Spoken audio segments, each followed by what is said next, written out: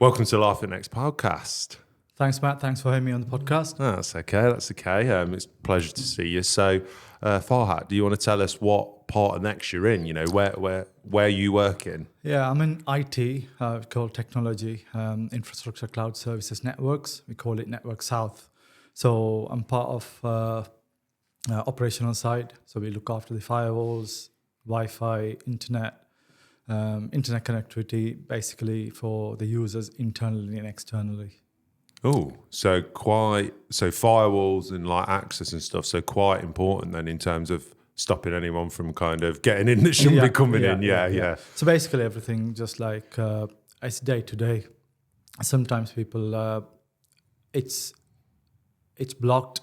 When the access is blocked, people come to us raising a ticket saying, can you unblock it? You shouldn't have told people that. They'll be like, I know the guy to go to now. Obviously, I think a couple of months ago, there was a proxy change went in. So we just I have seen some of your tickets coming through as well. So Spotify blocked and everything. So we had to get that working by allowing the traffic. So it's interesting job, day-to-day job. Yeah, it's really interesting. That's how I always wanted to be. Yeah. I'm here.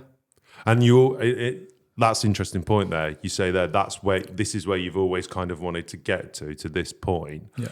What made you realise that you wanted to get to be in the technology industry? I always wanted to be in, I would say, networking, telecommunication, because that's my background. My dad was in telecommunication, and my background, as you can see, my telecommunication. So when I left the army, I was in the army for 8 years, so I was a communication engineer. When I left the army, I wanted to progress into a communication, networky kind of role. So finally got into it. And did you come, because we'll talk a lot about, with Armistice coming right up, we'll talk a lot about your time in the army as well in a little bit. When you joined Next, did you go straight into the communication role, or what was that journey like? No. Because I joined Next as a temporary or agency in 2010. So it was temporary, on and off. I joined the security. Oh, okay. So I've just because when I left the army, I was jobless for about a good 6 to 8 months. Really? Then because of credit crunch, recession, and because the job lined up in Middle East, it fell apart. So I had to come back and start. It's hard initially. So then I had to broaden my search criteria.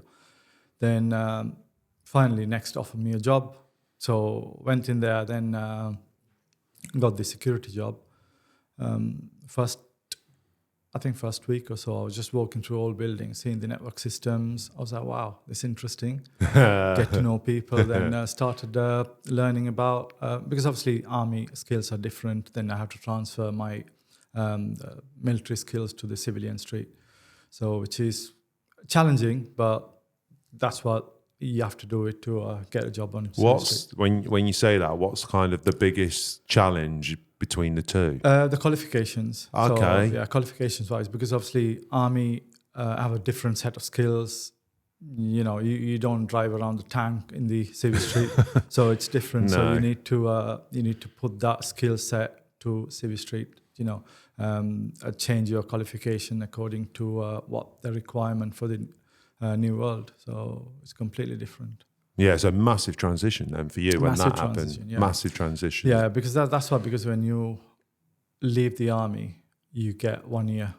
Well, you have to give 1 year notice period. So you can't.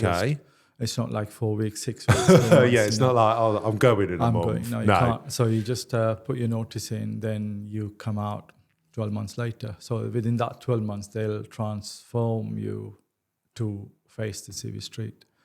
Oh, okay. And is that to then give you the best possible transition from army to civilian life? Street. Yeah. Got you. Well, that makes sense. I mean, yeah, it makes sense, but then it's still a massive transition because you said 8 years? 8 years, yeah. 8 years in the army. So it's complete change of not even just industry, like life. No, it is life, because the thing is our life is like armed forces. It's like we eat, sleep, work, everything in a just work together. eat together. If you're in a single living accommodation, you're like a bunk, about 24 people in the same room. Yeah. So it's like a family, more than a family, I would say. Yeah. Camaraderie come with it. So you just like put yourself forward for anything. It is completely, what do you call it, different when you come out, when you think, it's most people don't even think about doing it. It's hard. It's hard mentally, physically. It's challenging, but it's done and dusted. And was that? And then what was a big thing that when you transitioned over and then you got the job at Next? Yeah. How long did you stay in the security part then before you went? Was it just security you stayed in before you went into tech? Yeah, I was in security because I was looking into networking, telecommunication side of things, but unfortunately, because of the credit crunch and all that, it was really hard to get into. And I had a young family at that time, so I had to take only certain time. So then finally this came through, this opened up. Then next, I know there's plenty of people I know that progress through the ranks. So I thought this is an ideal opportunity for me to, if I get the right qualifications, if I speak to the right people, I can progress. Here I am. Yeah. 14 years later. 14 years. Wow. And was there certain elements when you were working in security that kind of felt familiar to working, like being in the army, or? Yeah, it's army is completely, I wouldn't say different. It's whatever we do, securing the premises, securing the people and looking after the people. It's similar. So that's why I was there for about 3 years. Then I was looking into the technology side of things. Nice. And what's then kept you at Next for 14 years? Because that's a long time. It is a long time, yeah. Because when I think, when I speak to people, they said 5 years, 6 years. I thought that's a long time. Yeah. I wasn't even thinking, just like 14 years. It's a long time. But the thing is, job satisfaction is the main thing. Yeah. Job satisfaction. I know I've been to 3 different departments. Within the 3 different departments, I had the best of time. Oh, okay. It's all, even the security. I've been in the computer operations, and networks. I've been with the networks for the last 5 years. So every single base I enjoyed to the max, because the people I work with really, and people I work with, not only the people I work with, people within Next, really helpful. So that's what makes you stay, I would say. People always say, there are better things out there and all that. I wouldn't say better things out there, because end of the day, it's your personal choice. Yeah. That's why you see people there for 20, 30 years. It's a common thing as well, isn't it? Like you said, it's not like, I've done 15 years, just hit 15. Yeah. But like it's like we have these long service awards across the business, and there's a team that deals with it that I know, and they're going out on a regular basis. It's not like once a week or anything. There's loads of people. So what do you think it is though? What do you think? Because everyone says the people, but then I guess people that, I know what you mean. But how would you describe it? What would you say that it was? It's I would say because thing is, there are the work ethics and the way they work, and because if for someone new come to you and there's certain people, if you ask a question once, they give you one word answer and just off you go. But within the Next, what I found if you ask 10 times, 10, 15 times, they explain to you the same way they explained to you the first time. Nice. So it is kind of, that's what people are like. Yeah, just really open, really, there's a lot of openness and respect, isn't there, for each other? And I agree with you on that. Like, you can ask the same question and people just want you to kind of, everyone wants everyone to succeed as well. That's where that comes from. Okay, so then you've been in network for that long. So talk to me about kind of, because obviously you've got some stuff on the table. Talk to me a little bit about your time in the army then as well, in terms of where did that first come about? How did you get into that and stuff like that? It's a strange story, obviously, because I always wanted to join the the armed forces when I was back home in Sri Lanka. Okay. Originally from Sri Lanka. Okay. Because of the civil war and stuff. Okay. My dad was a journalist, so he told me that whatever you do, you'll be in the front line, just whichever trade you choose and all. So then came to UK in 2000. Then I was helping my mate to join the army. I was going to the armed careers office. This recruiting sergeant, he was like, "Oh, you're suitable for the army. You got the right height, right? Come on, just apply." I said, "No, it's not. I don't want to." Then he said, "No, just apply for it." I was like, at that point, then I always wanted, but thing is, I wasn't ready that time. Then I said, "All right, then might as well go for it." Applied for it. Obviously, got through. Then there you go. My mate didn't apply after that. Did he not? Did he not? He didn't. What? So you went to go sign up with him, and he didn't even apply. He didn't. So I went through. So after about 6-7 years later, he joined. So yeah. Oh, okay. So yeah, I joined in 2002. So 2002 August. And then what? And then over those 8 years, if you don't mind, what did you do? Like, what was your role in the army? Yeah, as obviously, well? when I joined, there's no conflicts or no Yeah. wars. Obviously, halfway through the training, they said, "Lads, we are going to Iraq." I was like, "No way." I was like, that's when it's all kicked off. Then, so 2005, I went to Iraq, April to November, 6-month tour. So obviously, British troops, they do 6-month tours. Then 2007, I did Afghanistan, again, another 6 months tour, which is hard. I imagine it is. Even when you think going out on exercise, like army exercise, like 2 weeks, 3 weeks long, it's out in Salisbury Plain or Senny Bridge, Wales. It's hard. You're out on the field. But imagine leaving your country, leaving your loved ones. You don't know what's going to happen. Foot on the ground. Then you never know what's going to happen when you go on patrolling. You know, it's really hard because we never know when we come back to the camp or not.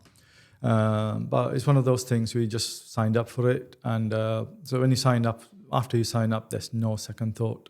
You are there for the country and people you're looking after. Well, massive respect to you for that, because thanks. like you said, it's definitely not for everyone. And to do that, and also that approach of like. That's amazing, that you're just saying as soon as you signed up, that was it. Was that your mindset? That's it. It was a mindset, because even if you don't have the mindset, once you in that group of people, you'll get that. So people think, oh yeah, I don't want to go out.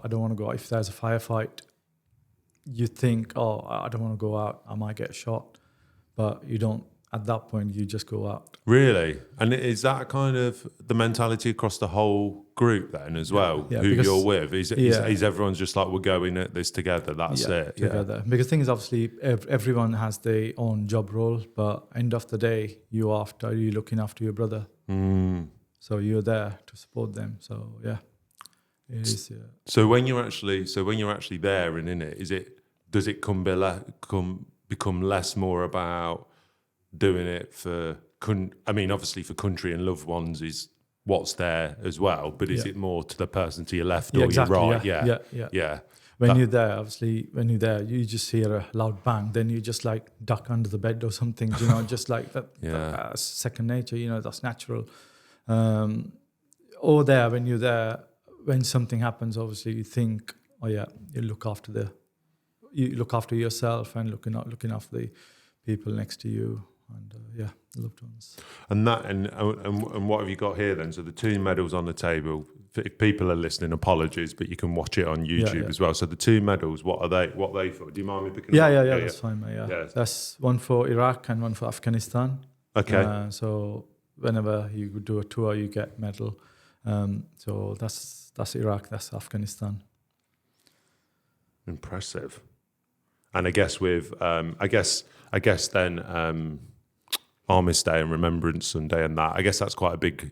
It is a big thing. Is that valuable to you as well? It is valuable to me, yeah. It is valuable. But the thing is, people may think that there are wars. Obviously, we signed up not for the war, just for the looking after the people, for the country. Got you. People died, put their life in the line,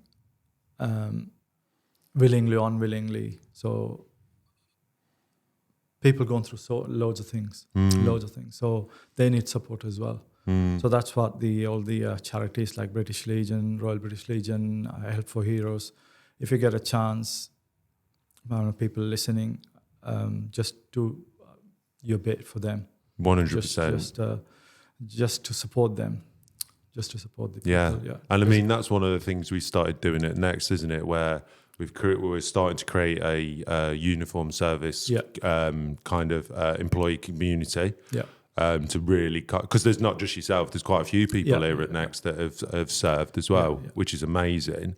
And then we have linked up with charities as well. So I know we are linking up with Help for Heroes as well, like you mentioned there, which is great, because then it's kind of, we're recognising it and trying to show that support, because Next can do so much to support people. Yeah, I mean, not everyone have the luxury and lucky to progress through a better life than some people, just because of the PTSD after the war, and people go through loads of mental illness, they suffer. Then some people take their own life. Yeah, it's really hard. So that's why we need this support. So obviously, of course, Remembrance Day is very important for me. I always been there in Leicester Victoria Park. Just do my bit for the ex-soldiers. Yeah, 100%, 100%. And it's a real valid point you raise as well around, like, I guess it's not just about the kind of thanking people or remembering those that maybe gave their lives. It's also actually the people that have come back.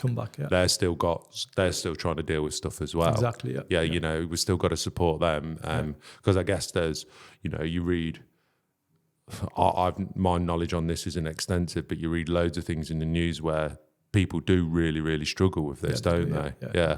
And is that one of the main things that the charities are then supporting with? Yeah. I know certain charities, just 100% profit charities, just like, you can do your own research. People say, okay, then I don't want to, it's up to you, but do your bit.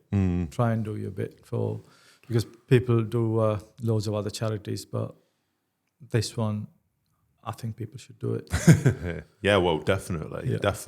Like, it's people, like you say, and I love the phrase you had there of, I never really thought of it that way, that, you're not just joining the army because you're trying to sign up because there might be a war. You're joining the army because you want to protect and serve. Yeah. Which is a great way. If people are like, well, why do people do this? That is why. Yeah, that is why. So that's a great way. I mean, it's amazing. And in terms of the other things you bought in, what are they? So I can see you've got a couple of pictures as well. Yeah. So we've got this one as well. This is my promotional training, which is done that 4 weeks in the Salisbury Plain. How was that? It was tough, cold. So yeah, it's tough, cold. Wouldn't do it again? Well, I don't want to do that again. Yeah, you don't want to do that again. No. And in terms of what's this then? Yeah, this is our Lugger camp in 13th April, 2004, 20 years ago. This is all our squadron, the parade picture. Yeah. And when you look back at these, what kind of memories does it give you and stuff? It's really missing those people. Obviously, it's the banter and the lifestyle is completely different. Is it? It is completely different. Well, I'm still in touch with certain people. Certain people lost their life in this picture. So it's So that's why it's like those days we didn't have any social media like before. So only thing is Facebook was really new. So people only the way people got in touch is like phone numbers and messages and stuff. So that's why not many people got Instagram, just progress through the new technology wise. So keep in touch with them. It's really important, just to give them the support. Yeah. The messages they put. And it's really nice too. And I guess as well, that's where things like, Armistice, or I guess you have like other like official gatherings as well. Yeah. I guess they are really key for you to actually then reconnect with people and stuff and see how people are doing. Yeah, definitely. And in terms of going back to Next then, where are you, what are you looking for like in the future then to do? Like obviously, like you said, you're loving the fact that you're working in networks and stuff. But kind of what are you hopeful for in the future? Fortunately, because we got loads of the progress through our, the current job role, so I could progress to the top. Oh, nice! If I could do that, nice. So it'll be great. Yeah. Well, my team is always pushing me. To do my best, obviously, because we got really talented people within our team, within the department. Everyone's helping each other. So a really nice place, nice department to work with. Yeah, because technology is pretty big as well, isn't it? I think a lot of people don't realise that at Next. I think because we're known, obviously, I think a lot of people see like the stores, and then they'll go, okay, well, you've got the fashion people, but I don't think they actually realise. Someone's going to be like, mate, you've got the number totally wrong. But I think it's getting on for about 1,800 people, 15 to 1,800 people in technology. Even now, since COVID, it's expanded massively. Yeah, so massive. Which is amazing because you think that and I guess it has to because technology's in everything now. Yeah. I guess when you're dealing with stuff like with all your network, it's not.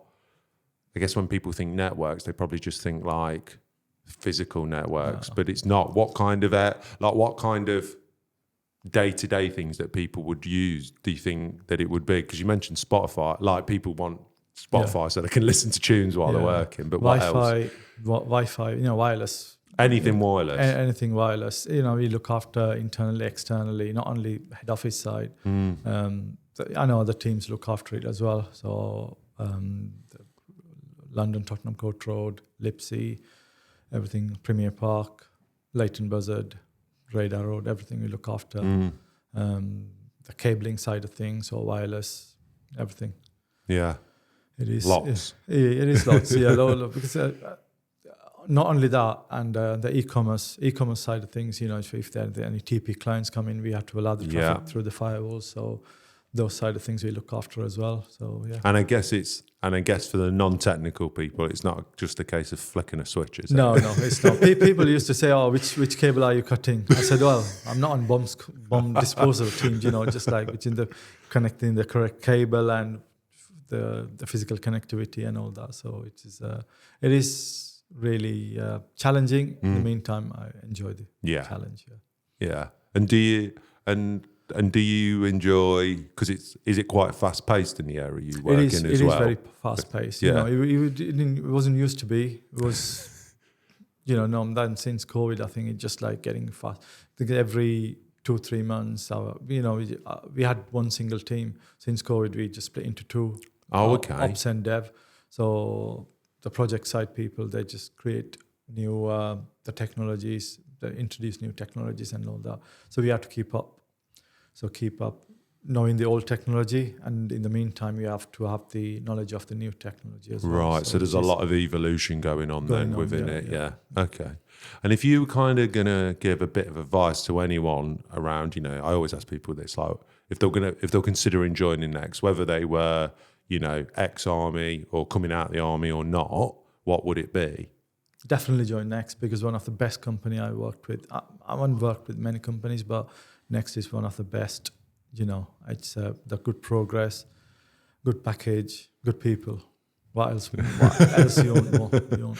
Yeah, exactly. And what if you had to say the progress, kind of the benefits or the people, which one would you pick out of that, do you reckon? Say again. If you had to pick one out of people, progress, or the benefits, would it be? All three. All three, yeah. Because you got the right people. Yeah. You get the right benefit and the progress. You can see my progress. Amount of people being here in this podcast. They're all going through the.